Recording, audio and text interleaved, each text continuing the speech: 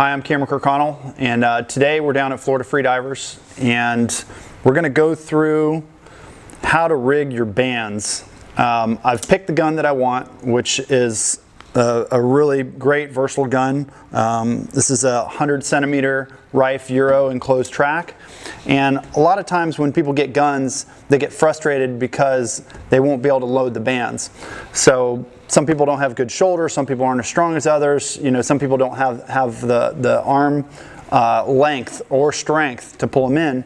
So an easy solution is to change out the bands. Every gun that I have, whether it's a little 75 centimeter gun for shooting sheep's head or my big tuna guns, you can adjust the bands so that anyone can load it. And today we're going to show you how to rig the bands yourself. Now, you can make up a kit, or Florida Freedivers has this awesome little kit here to do both rigging your bands and rigging your shooting line, and we're going to go through that a little bit later. But everything is basically laid out here. We've got your band, we've got your little needle nose to insert the wishbones into there. They've got another little wishbone helper here, which I'll show you guys here in a minute. And this is part of the wishbone. This is the wax line for tying off the bands. This is your dynamo to make the wishbones. This is a little bit of silicone spray to help lube up the inside of this to push the knots in. And then we've got a lighter to finish it off. So we'll go through it nice and slow. Larry here is gonna help me. In fact, I'm gonna make Larry do it since he does about 1,000 of these a day, and he's probably better at it than me. And I'll just kind of talk you through it with him as we go. So one of the most important things before you ever get started is to measure out the length of the band that you want. And when you're measuring bands, you're measuring from one end to the other end. You're not measuring them like this. People make the mistake often of measuring like that. You're measuring from there to there, and this is probably what, a 20... That's a 30-inch band. That's a 30-inch band. So you're like, okay, we want a 30-inch band, and a lot of these bands will come stock already on your... Yep, so that's a 30-inch band. So that's the exact size we want. And then on this, so that'll make a much easier band, obviously, on this one to load. So let's get started. Basically, silicone in each end. It's a little bit easier to get the knots in and out of there. Mm-hmm. So you guys have these pre-made little loops. Yeah. It's basically, they just got a double overhand on the end of them. We burn them down. We actually buy them like this. Makes it a little bit easier. So basically all I'm doing is grabbing this guy like this, sliding her down in there, just like that. So the reason for this knot is they're putting this inside of here so that there's some friction in there, and also basically a big heavy knot in there that once he cinches this with the clincher knot, that knot can't slip through. So there's a lot of play here in the rubber. He's going to really have to wrench it down to make that tight so it doesn't slip out of here. And that's one of the most common issues you have with bands, no matter who makes them, is this slipping out, with it slipping through the knot that he's about to make. So when you're making this knot that he's about to do, you have to put a ton of pressure on it. Absolutely. Like, you really got to put some heat on it. This is your deal breaker right here. Basically what I'm going to do, if you do not do this correctly or don't tighten it as much as you need, it will break on you, and it's not a fun feeling. I mean, it hurts pretty good. So yeah. I'll show you how to do this real quick. Many a times, I know you have as well. You have the gun as you're loading it, and the band comes loose one side, and it just rips around. Oh, yeah, it's ridiculous. Yeah, it scares the crap out of you too. You definitely are not saying nice words to the guy who tied that band. So basically, I'm just going over one loop, two loops, coming back around itself, looping it through. Your two bands here. course, the silicone doesn't help out when you have it all over you. And what we'll do is we'll redo this knot in white with that white line, just so you can see what this knot looks like. So basically you could see the bubble of the knot down here of where this loop is at. So you want to make sure that your band is close to the end as possible. Your knot, I'm sorry, is close to the end here like that. Give it a little bit of tug. And onto the vise we go.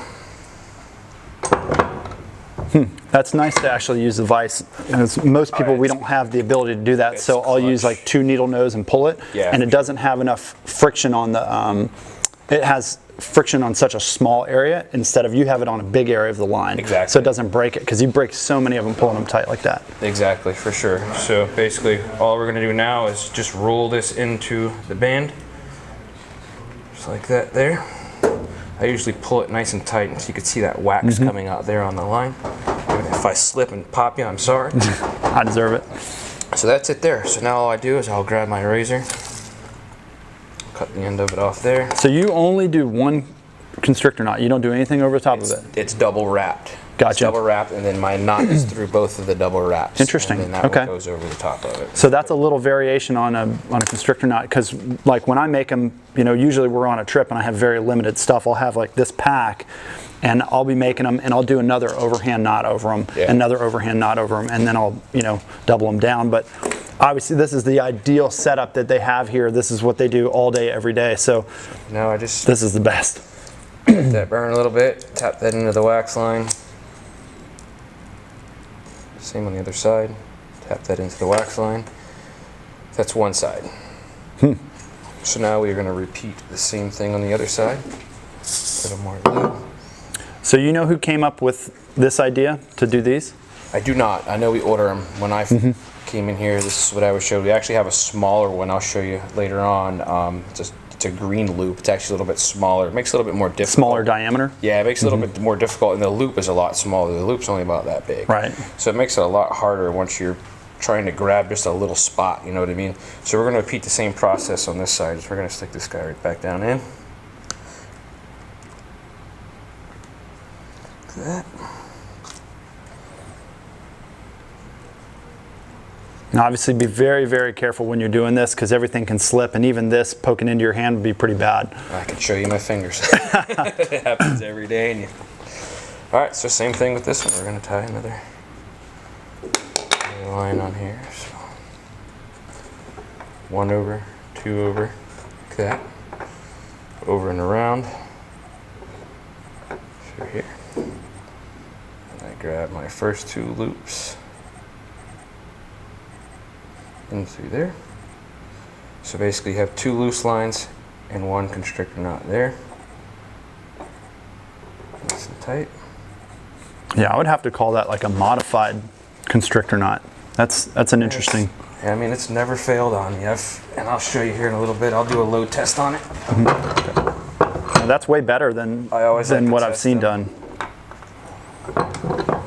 I always like to test every band that I make and the other employees make here. I make sure that I go in here and just give them a nice tug. I'll just randomly go grab every one of those during the day when it's slow. I'll make sure that those knots, you got to make sure that you push this up toward the front as much as possible. So there's a lot of little things that he's doing here that. So basically now she's just going to tie on herself.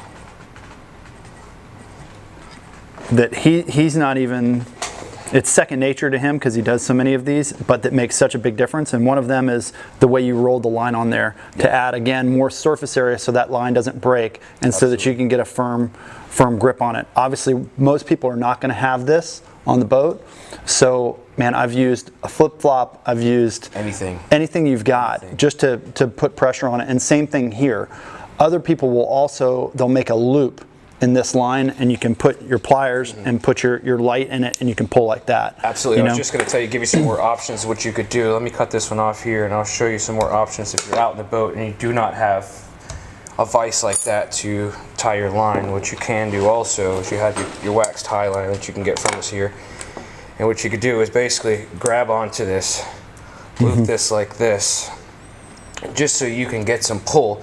And basically, now you have a miniature version of this guy is what you're using, and then you could really give this a tug. It's not supposed to break on you like that, but you can give this a nice tug and really crank down on that if you don't have a chance to have, a vise out in the boat. So and that's exactly what happens is if you don't have enough surface area like that to distribute the weight, it'll cut on an edge. So that's exactly why you do this. And it's amazing to have this here, but it's not real life. When it actually happens, you're probably going to have this line, this, a pair of pliers, and maybe a spear tip even to like jam it in there. So that's what you're going to have to use. Yeah, and also too, you can find these here at Florida Freedivers too. We can definitely get you a pair of these to take out the boat with you, put in your rigging kit. That's no problem at all. So I mean, just come see us over here, and we definitely get you the right tools for the job. That's for sure. So now on to the next step, the wishbone. Basically, just get a piece of Dyneema here. Just gonna put a loop in it, just like that. Crank that down nice and tight. Same thing on the other side, but we're going to do this side first. So what I do now is I get a lighter.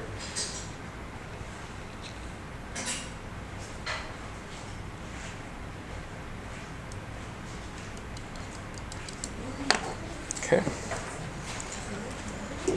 Back to the band, get your loop. This goes in through your loop like so. So you're going in under your main line like this, under your main line like this. So you're making a loop, basically just like that, and right back in through the loop underneath. So it's going to look just like that. So, and now I tighten that down. This is a little different than the traditional wishbone that you're going to see, but whoever figured this out was pretty darn smart. Most of these spear guns have an enclosed place where the bands go through. This one has a screw and a slit here so that you can basically take that screw out and pull the band out through the wishbone.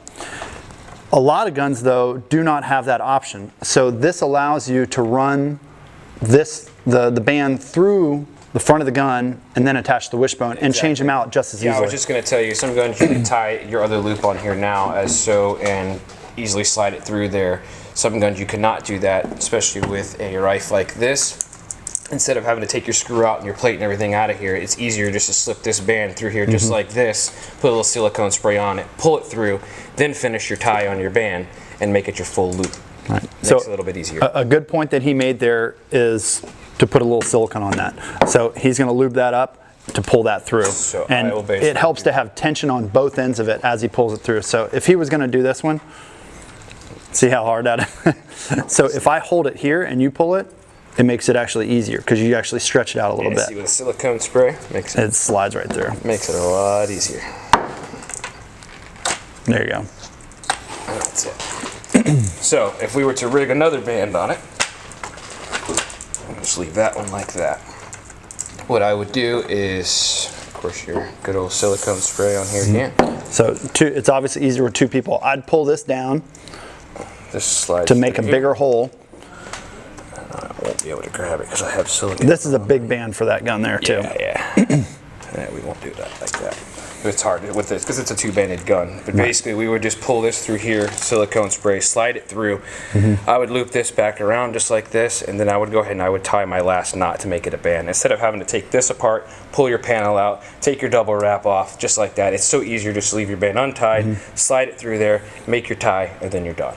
All right. So what are your thoughts? So we encountered that problem where you couldn't get it through.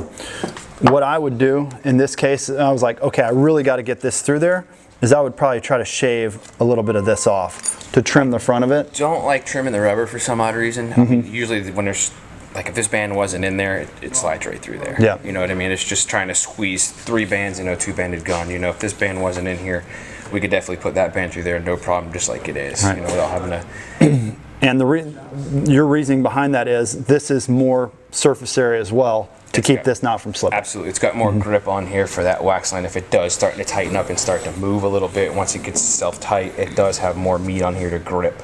You know, once it starts getting skinny up in here, it could start sliding off. Right. You know, So in most scenarios, you're not going to have this setup, which I love actually. So what you would do is you would just make your own wishbone. Now, making your own wishbone is really simple and easy. I don't know how you guys cut with these things all the time. So what do you usually use for the knot here? I'll usually do just a figure eight or something like that. Just something so like just something you just have surface area like that. Just an overhand or any figure eight or just simple overhand is.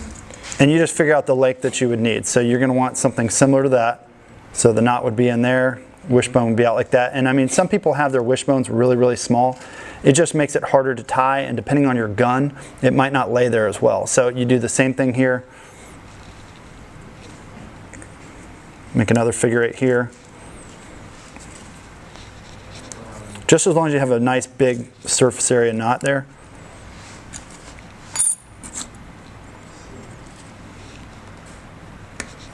Cut those ends off.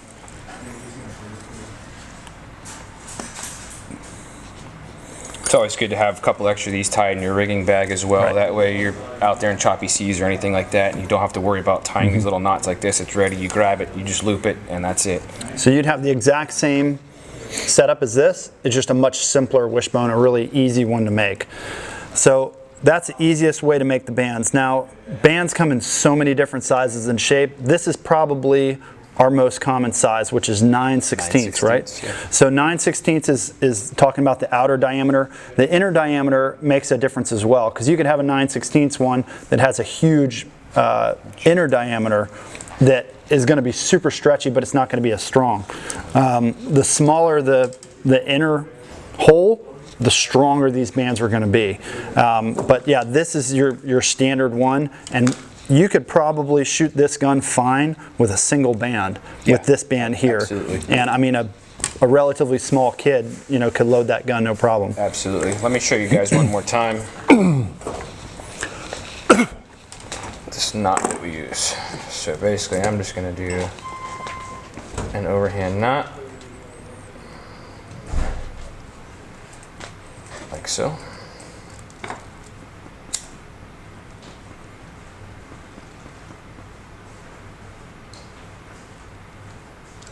So your knot doesn't come untied. Just going to go through, loop underneath, like so, back around, and up through your loop. Pull that, It's so smart. just like that, and that's it.